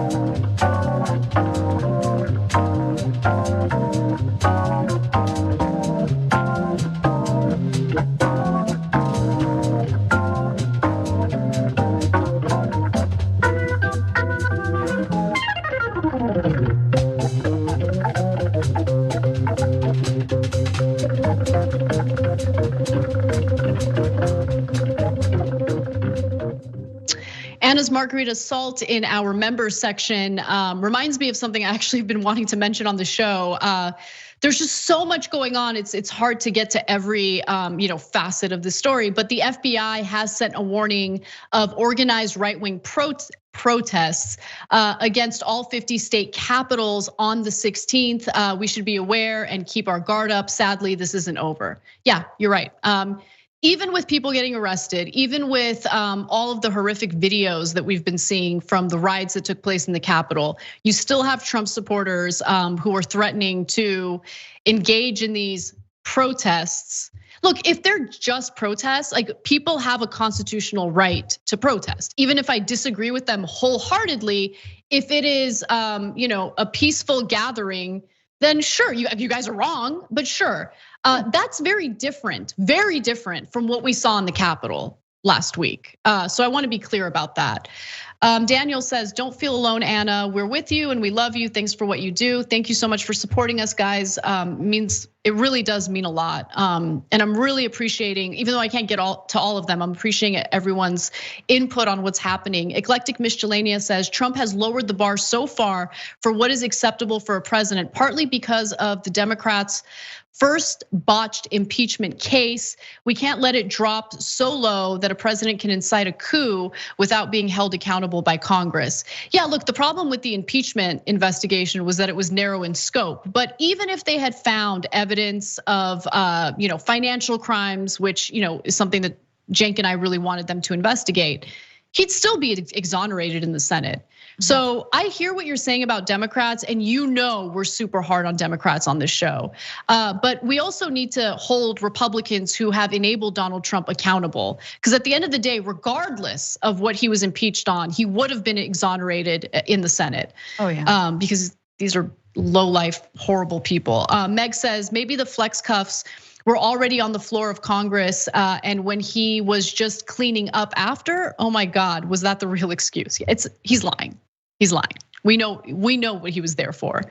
All right, we have 30 seconds left. So let me just mention our new members, new YouTube members. Thank you so much to Benny P, Camtria Hill, Jennifer Durst, Deborah Gwynn. Thank you so much. And also Heather Dixon upgraded to premium. Thank you so much. When you become members of this show or through YouTube, you help to support the work that we do and we really appreciate it. Let's get back to the program.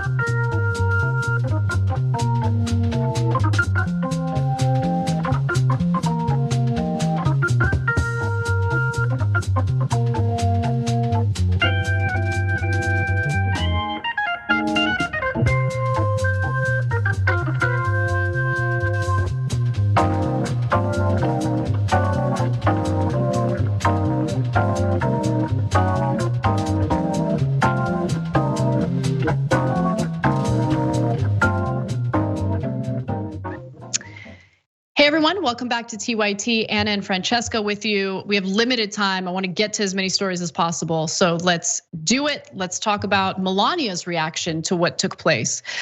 Melania Trump finally broke her silence in regard to the riots that took place in the Capitol, the riots that resulted in 5 people dying, very serious situation. But the statement that she released leaves much to be desired, which I guess is only expected with the Trump administration and anyone associated with it. She says, I am disappointed and disheartened with what happened last week. I find it shameful that surrounding these tragic events, there has been salacious gossip, unwarranted personal attacks, and false misleading accusations on me from people who are looking to be relevant and have an agenda. This time is solely about healing our country and its citizens. It should not be used for personal gain. No one's talking about you, Melania. No one cares about you. No one's engaging in salacious gossip about you. The Capitol was breached by an angry armed mob. People died as a result. Members of Congress had their lives threatened by these people, who, by the way, were only minutes away from being in the exact same room as them. No one cares about you. No one is like engaging in salacious gossip about Melania Trump. The fact that that's her statement is just beyond ludicrous. Like, what is wrong with her?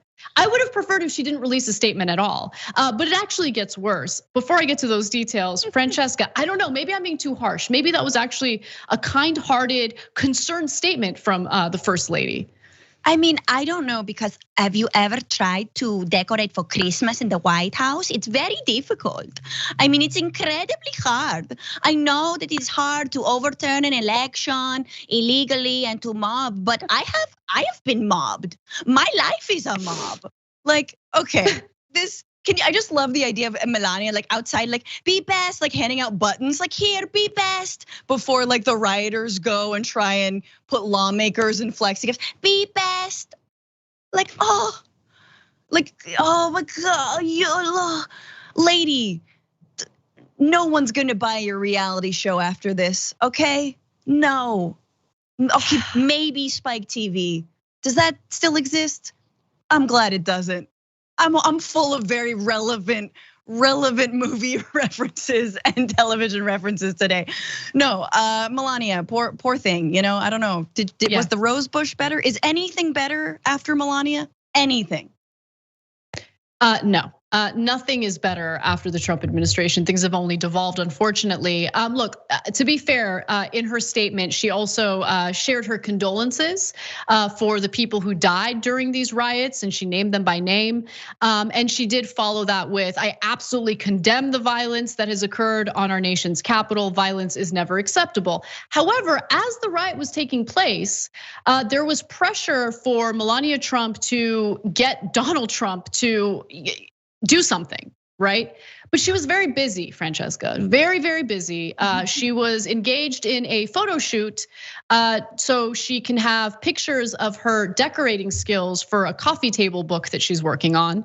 And that's just a lot more important, than ensuring that a riot is ended as soon as possible so people don't get hurt. Photos are being taken of rugs and other items in the executive residence and the East Wing. A person familiar with the day's activities with the First Lady told CNN.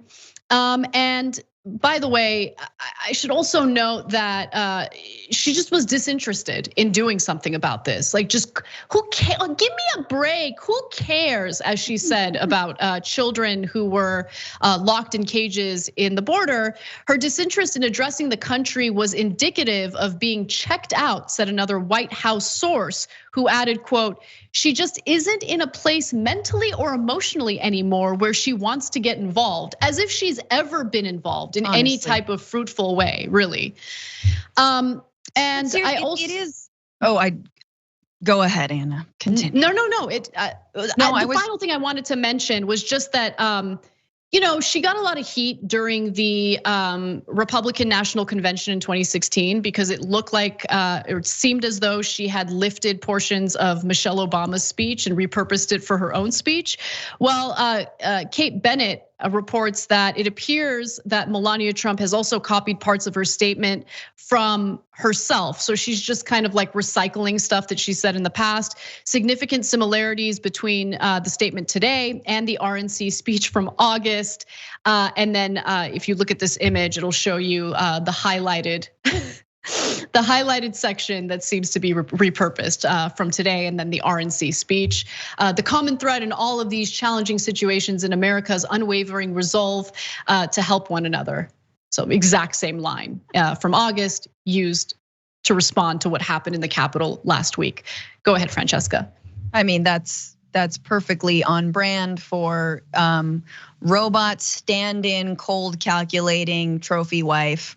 That she is and has represented. I mean, this is what's interesting. Like, look, I don't believe, and I'm not really all that excited about palace intrigue and, what's the First Lady gonna do? But do something, like make a mark, have a minimal legacy. Like, you're the First Lady, like a program that was successful. I don't know, Michelle Obama got like fruit in Walgreens. That's actually kind of good, Like do something. I mean, in addition to a lot of other stuff, and there's degrees of how much people like Michelle Obama, but like she straight up was like, well, I wore a tuxedo along with my husband. You guys missed this? She and her husband both wore tuxedos at a recent gala, of course, in the middle of a pandemic, no masks.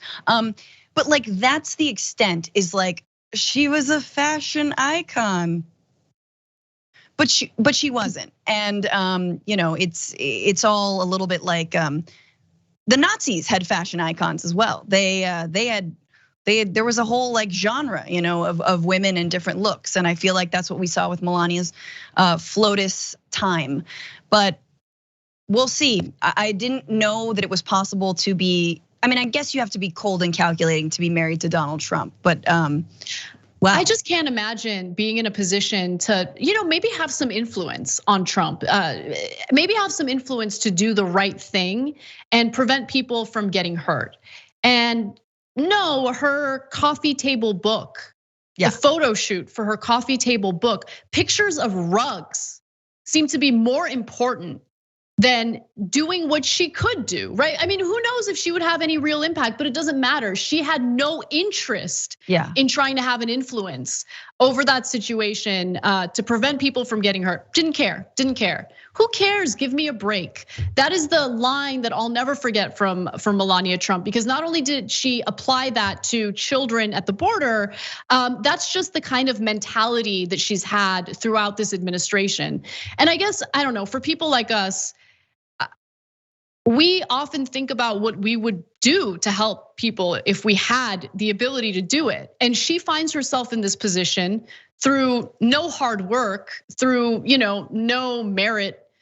And she just doesn't care to have any positive influence. And I just think that's telling. Yeah, but also it is definitely hard work to have slept with Donald Trump. Okay, let's just be real. Let's be real. That's gotta be a hard pill to swallow. Okay, I'm done. But that is, but you're right. No, she's done nothing to rein in his worst instincts. So, well, that makes me want to engage in a purge. But let's talk about the Twitter purge that people are so upset about. Took place after the riots, and conservatives are showing their asses. So, following Trump's ban on its platform, Twitter decided to do an audit to get rid of bots, get rid of the accounts that we all know exist, sock puppet accounts, essentially accounts that break the terms of use for Twitter. And so conservatives who apparently had a lot of bots following them, a lot of nefarious accounts following them, are now very upset because they notice that they've lost, allegedly, tens of thousands of followers in some cases. So Matt Gaetz, Republican representative who certainly enables Donald Trump in all the worst ways, was crying about it, saying that he started the day with 892,000 followers, and currently he's at 856,000 and dropping. And then he updated people following him with 842,000. Who cares? Who cares? Who cares? I don't. These people have power. They have power. Why do you care about your Twitter followers? The fact that people are so obsessed with this is actually what infuriates me more than anything. And in this context, it's Republican lawmakers who have engaged in some pretty terrible stuff. But I think people in general obsessing about their followers, who cares? Who cares? Twitter is not real life. It's just not. But every time I see a congressperson who's got 7,000 followers, I'm like, woman of the people, man of the people. This person's actually trying to get stuff done, not just focused on this BS sort of celebrity nonsense world on Twitter. It's meaningless. Log off. Do something with the position of power you have that's actually beneficial to the American people. Anyway, and my favorite is when lawmakers are like, oh, someone should really do something about this awful thing that's happening in society. Yeah, you're a lawmaker, do something about it. Anyway, let me give you more. Matt Gaetz also complained by saying, I wish I could lose weight as fast as I'm losing followers on this Twitter purge. Mike Pompeo cried about it, saying this is how you create an echo chamber, except we already exist in these echo chambers. We already exist in these bubbles, so much so that the majority of Republican voters literally think that the election was stolen from Donald Trump, even though there's no evidence of widespread voter fraud. The fact that we can talk about that on a daily basis and provide all the updates and details about the failed court battles that were pursued by the Trump campaign. And these people don't know. Trump supporters legitimately don't know, and they don't care. because it's just not. They've been brainwashed by this right-wing media world into believing complete and utter lies, to the point where they think they're patriots in engaging in this violent effort in the Capitol. Sarah Sanders also complained, I've lost 50,000 followers this week. Also, isn't it kind of embarrassing? Like, I would stop and think for a second, Francesca. Like, I would stop and think like, wait, do I want to announce to the world that I had like a bunch of bots and nefarious accounts following me? Like, do I want people to know that? Yep.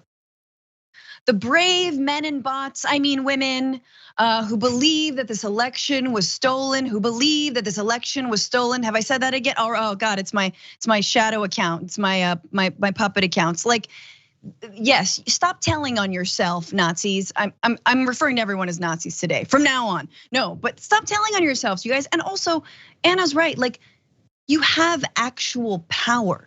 This is the thing about, folks getting upset that Trump was booted off of Twitter. First of all, the First Amendment does not protect your right to incite violence, number one. Number two, I'm pretty sure he's still the president and could give a press conference whenever he wanted. He could like call up Fox News, Rush Limbaugh. I think that guy's still got a show. I think all of these shows would love to have him on. He has the biggest mouthpiece and the biggest platform and bully pulpit, and it's not going anywhere, even if he's out of office. And like, let's just put this into perspective. All of these right wingers counting the numbers of Twitter followers lost, when in the real world, 370,000 and counting Americans are being lost, 4,000 a day. Yep. Stop it. Yeah, they couldn't care. They couldn't care less about that. I mean, real human lives being lost? No, they're concerned about bots. That's what they're concerned about, because losing those bots on Twitter makes it appear that they're not as popular as they thought they were. That's what they're concerned about. It's disgusting. And by the way, one other thing that I want to mention. Republicans, of course, are giant hypocrites, and they're never consistent on anything. But when it comes to private businesses discriminating against the LGBTQ community, they'll argue it's a private business. It's a private business. They have the right. Okay, we're gonna fight to ensure that they can continue discriminating against people based on their gender identity or sexual orientation. But when it comes to a private company doing this audit to get rid of bots, oh my God, it's like we live in China now. This is an authoritarian state. What are we gonna do? No, it's embarrassing. These people are embarrassing. Sarah Huckabee Sanders crying about it. Jenna Ellis, a lawyer who's embarrassed herself enough, crying about it. I've lost 10,000 followers on Twitter's purge today. And to be clear, I personally don't want bots following me. Like, I want to know what my genuine Twitter count is. Like, how many, but no, they would rather give people the illusion of popularity than know what the truth is. And then this is what they've cried about. You're so right, Francesca. They would rather cry about losing fake Twitter followers.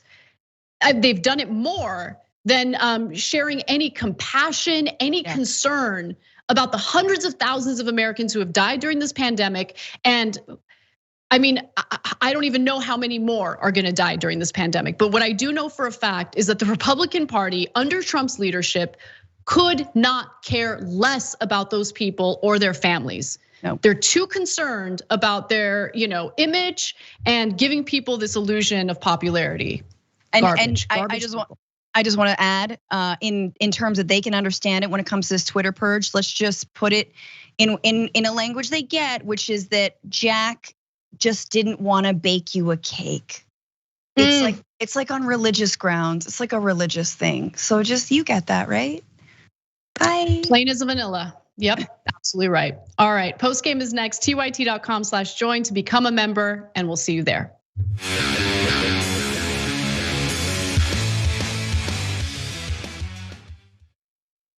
So a lot of progressive office holders are doing something fun. I like fun. They're doing the last 2 years in 2 minutes.